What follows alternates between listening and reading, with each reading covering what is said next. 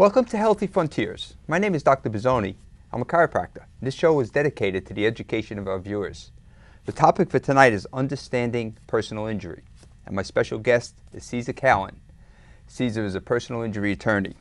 Let me just tell you a little bit about Cesar. Cesar was raised in Glendale, Queens, attended Brooklyn Technical High School, got his BS from SUNY, John Jay College of Criminal Justice in Manhattan, and then earned a Juris Doctorate from Hofstra Law School. Cesar is admitted to practice in all the courts of the state of New York, as well as to U.S. Federal Court in Southern and Eastern Districts. Cesar is also a member of the New York State Bar Association and the New York State Trial Lawyers Association. Growing up, Cesar was an amateur boxer who competed in the New York City Golden Gloves.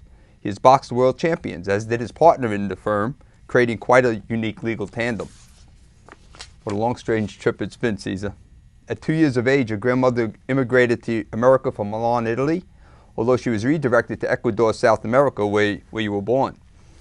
Then at 13 months of age, your mom and the entire family immigrated to the USA. You were raised most of your life above a law office on Myrtle and Cypress Avenue in Glendale, Queens. So I'd like to welcome you to the show. How are you, Dr. Lou? Thanks for having me. It's a pleasure to have you here, Cesar. Cesar, let's get right into it, okay? So why don't you tell the audience how you became interested in the law? Well, living above a lawyer was a big influence. To the right of us was a chiropractor office. Oh, I got to be influenced by both professions early on. I wanted to be a policeman. I attended John Jay College. I earned a police science degree and a criminal justice degree. It just happened that the police, New York City police, were not hiring when I graduated. And Dad said, hey, why don't you take the LSAT and see if you can go to law school? To make him happy, I took the LSAT, and it was a very good decision. I got into Hofstra Law School in 1980. I graduated in 1983. During that time, I worked for a law firm in Manhattan. They exclusively handled personal injury cases, so I got my first exposure to that. I have nobody in the family who's a lawyer or anything. I knew about Perry Mason and criminal law cases, things like that. Date you. And I felt it was a very comfortable fit. I felt really good about the ordinary Joes that were the majority of our clients getting superb representation. It wasn't if you had $10,000 or $1 million that you could buy a lawyer's advice. It was whether you had facts that could support a monetary judgment. And if you did, you got a lawyer that worked hard for you at that first firm I worked for. And I took from that what I needed to, and I eventually started my own practice. Fabulous. So you practiced in law in Manhattan, came from Queens. How'd you find your way up to northern Westchester, specifically in Somers? My beautiful wife, who I met at Hofstra, Right. she was a Bronx girl. Oh, okay. And I could not move out to Nassau and Suffolk like all Queens boys Right. aspire to. And she said, we'll go north. And it was very good decision. We found Somers 30 years ago. We looked for almost 2 years, finally bought a place, and we're going into our 28th year now living up there. Raised 4 beautiful children up there, all college grads, all doing great, and it was just a great decision. As our community was expanding and more people moved to the surrounding towns, I got more and more calls from people in the north who said, hey, can you help me with my injury claim? Sure. And none of them wanted to travel to Manhattan. So after expanding further with more and more clients, I said, why don't I take some space? And I opened up some local offices, and hence I'm calling myself the local injury attorney. Right. Where I've practiced in that industry 34 years now exclusively. Oh, so you're in Manhattan and Somers, or Yeah, in both Manhattan, Somers. We have a Peekskill location. Okay. I'm fluent in Spanish, like as you know, born in Ecuador. Yes. There's a great population over there, as well as in Mount Kisco, but we only handle injury claims. That's it.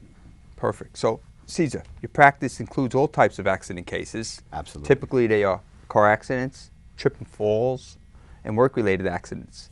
Tell us about what someone should do who was in an automobile accident. Let's start with that one. Well, you've got to assess what happened to you. You certainly don't want to move too quickly if you're seriously injured, so you got to slow down a little bit. There's a lot of adrenaline flowing. You're probably nervous. Not every day anybody gets into an accident. But the first thing you want to do is call for a policeman. If someone else hasn't, you should, or your passenger or somebody in the other car, because you want a policeman to come.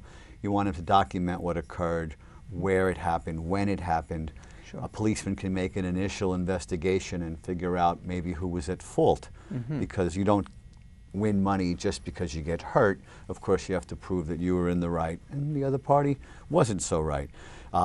Policeman notes what your own statements are, what the other person's statements are, if there's passengers or if there are witnesses in the street. He'll also make a notation of that, and that's all going to be very, very important if indeed you have a serious enough of an injury that you're going to consult an attorney. Got it. Good.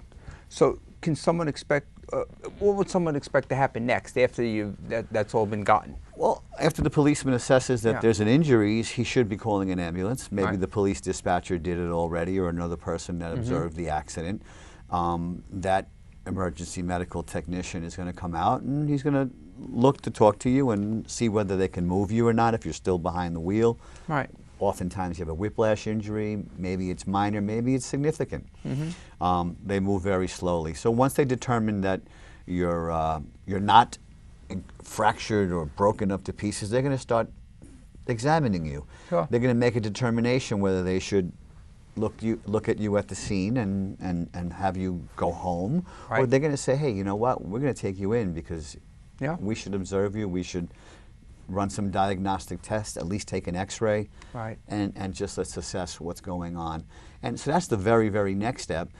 And then you get discharged, and you go home, and most people don't necessarily know what to do. If you get admitted to the hospital, you've got a more serious matter going on.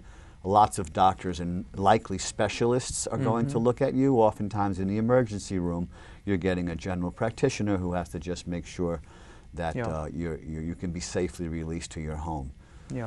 And the next step might be that they'd find themselves a good doctor, a good chiropractor, depending on type of injury, a neurologist, and then they've got to determine what they expect here. If they are injured, they should consult an attorney. If someone consulted me, we would give them a complete understanding of what the law is, what their rights are, what they can expect to happen.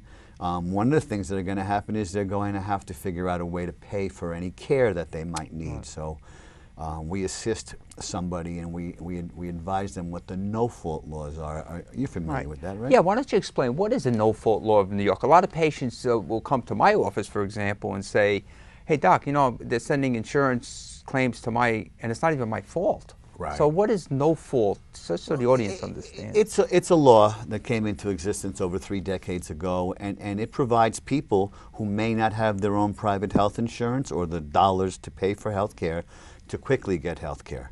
We don't have to prove who was at fault. We have to just be involved in an accident, and your own insurance company that in the car you were in and any of your occupants will pay for your medical care. And if you're seriously hurt and you miss time from work, they're going to provide lost wages, and it's regardless of fault. Ultimately, that insurance company, let's say you were hit in the rear, your insurance company will eventually turn to, let's say, my insurance company, and they'll subrogate the claim, and they'll take care of who's at fault. Your rates don't go up because you had no fault. Your rates will go up if you were liable for the accident. So if I hit you in the rear and caused injuries and caused damage, that might affect my insurance rating. But at the beginning, they're not concerned with that. They really want people to get the right kind of care, which is going to probably alleviate any injury. Certainly if you let something linger and it gets worse, eventually it's going to be a bigger problem. And that's what no-fault law is about, to provide quick care for everyone. The only exclusion would be if you were operating under the influence of alcohol or drugs. Then they could exclude coverage. That's not going to be acceptable. But for any other reason... Well, that's great. That's great, because a lot of people really don't understand it. They get that and they say, well, it wasn't my fault. And how am I going to pay for it if they don't have health insurance? I mean, it's a popular topic today. Yesterday, it's always a popular issue. You know, how do you pay for doctor's care? And it can be expensive, as you know. So how does an injured party pay for all of this advice and for any treatment they might need, if they come into you? You know, we don't charge anyone anything for a consultation. We don't ever bill anyone for helping them with their no-fault work. It's a right that they have by operating that vehicle or being a passenger in that vehicle, they're entitled to these benefits. Right. We'll explain to them what they can expect. They're going to get bills at home because the insurance company doesn't immediately pay. A physician or a hospital submits a bill, and 30 to 60 days later, the insurance company pays it. A lot of times those clients, patients are saying, hey, I'm getting bills at home. Right. You know, why? And you have to calm them down, you know, ashpet, as they say in Italian. And eventually the bill gets paid. We assist people filling out the forms. We make sure they're getting their lost wages if they're out of work. And we really try and put them in touch if they don't have their own network of doctors, if they just know a primary care physician who looks at them for a cold or a sneeze. They don't know about a chiropractor. What does a chiropractor do? Right. Well, he'll treat someone with a whiplash type injury. He'll make you feel better, and hopefully you'll avoid having to go to an orthopedist or taking strong medications, or God forbid, you know, having a surgery down the road. And that's what we try and do. We try and tell people that, hey, let us help you see caring, skilled professionals who work in your industry where you need, because a neurological injury to the head, you know, might not just be. tell me about someone who had a, you know, paresthesia or numbness, tingling, and loss of sensation. She was a passenger in a motor vehicle accident, and she sustained a severe, I guess, whiplash, and it wasn't diagnosed yet, because what they were concerned with is that she obtained lacerations to her face. To her, above her right eye and below her left eye, and she looked like she got beat up, and she did, because she bounced around the car even though she had the seatbelt on. This person's not feeling everything in her forehead, in her eyebrow, and I've suggested, I've urged this person to follow up with doctors. She said she knew many, and hopefully you know, they'll take care of her, they'll diagnose and then properly treat what's going on. And then if it goes away in a very short amount of time and there's not much of a residual effect, she should be grateful. And that person, like anybody, that, hey, they're okay. And there's not so much a lawyer's going to do. But this lady did sustain lacerations to the face. Everybody's face is important. A woman's much more than a man most of the time. And someone who does sustain a disfiguring scar is going to be entitled to a monetary award through either a settlement or a litigated process, just like someone who fractures a bone. People who sustain a soft tissue injury, which is what you treat primarily, their road to recovery is oftentimes more difficult than someone who sustains a fractured wrist, who gets a cast, and if surgery is not needed, they take it off in 6 to 8 weeks, and they do physical therapy, and they're good to go. As you know, the soft tissue injury often goes undiagnosed. Many times it's not believable. People say, hey, the person looks fine, and on and on and on, and that injury can evolve. You know, a whiplash injury puts a taxation on the spinal process. Your cervical spine is not used to moving at that speed and force. You're driven forward, backward, side to side, depending on the impact. And besides the muscular pain and the sprain and the strain, you might even damage your disc. And most of the time, that's not apparent right away. So, and that's oftentimes a patient will come to me and they'll say, "Oh, I had no pain in the beginning, doc, but you know, it started to come on. I wasn't sure if it was where it was coming from." So, I mean, it may delay, the symptoms may delay coming on, right? So, correct. You know, so everything then gets a little cloudier, because everyone's memory is always subject, you know, to are they right? Are they remembering where it happened? Did they remember that they fell 3 years ago playing with their son or their dog, or that they sustained an injury in the very accident that we were just talking about? You know, and then when they come to me and say, hey, can I obtain compensation for what happened to me? The answer is it depends. You know, it's not it's unlike a scar, unlike a fracture, under the law of New York State, that automatically qualifies. It meets the no-fault threshold. So what is that threshold? So, you know, it's a little muddy, I find, when patients come to me, but not muddy, but it's wrong word. But, you know, if they have a fracture, oh, definitely, that's the, you know, that's under this threshold. But if it's a soft tissue disc problem, maybe it's not. Right. Let's Well, talk about it's that. really about the serious injury definition. You cannot sustain a claim for bodily injury in New York State unless you have sustained a serious injury. That's most easily described as in the insurance law as a fracture, a disfiguring scar, a loss of a body organ, or a loss of a fetus. If you're pregnant and spontaneous abortion, you qualify. So those are very clear, significant injuries. If your soft tissue injuries are significant and you're unable to go to work, and depending on the type of work, you're a doctor. You have to work with your hands and your knees and your body, and you're manipulating people. If you sustained an injury to your spine or neck, it might more severely impact than it would on me, because I earn money with my mouth. Got it. And a little bit with the smile, I guess. Yeah. The guy who's doing construction or landscaping or even a secretary who's sitting for 8 hours a day might find that it's difficult.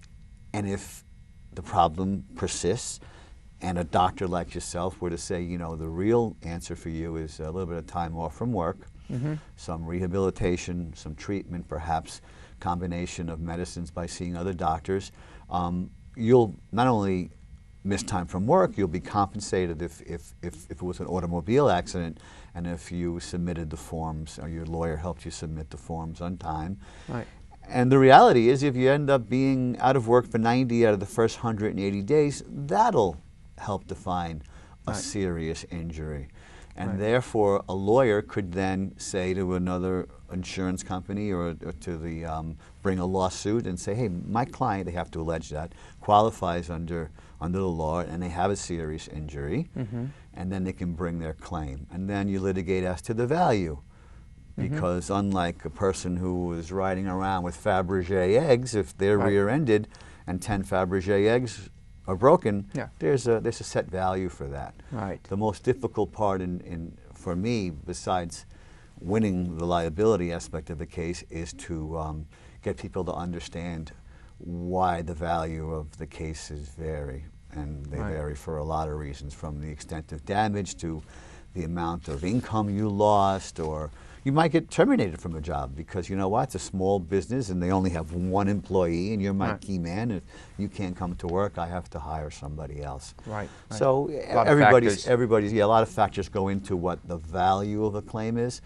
But again, to go back to that threshold injury, it's a clear line. If you don't meet it, then you can't go forward. Muddy is when you have someone who has, let's say, misses 2 months of work because they're not sitting home trying to make the 90 days. They're a good person, the kind of person I want to meet as a client, that you want to treat.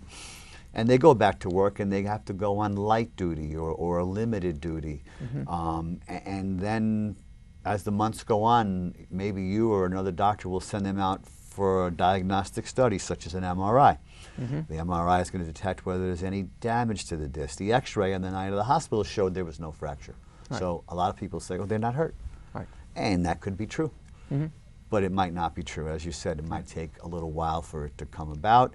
And then there's priority. When you injure your face or your head, maybe you don't feel your neck. It's like if your hand hurts, but if you were to suddenly hammer your thumb, you don't feel the other pain. That's paramount. For sure.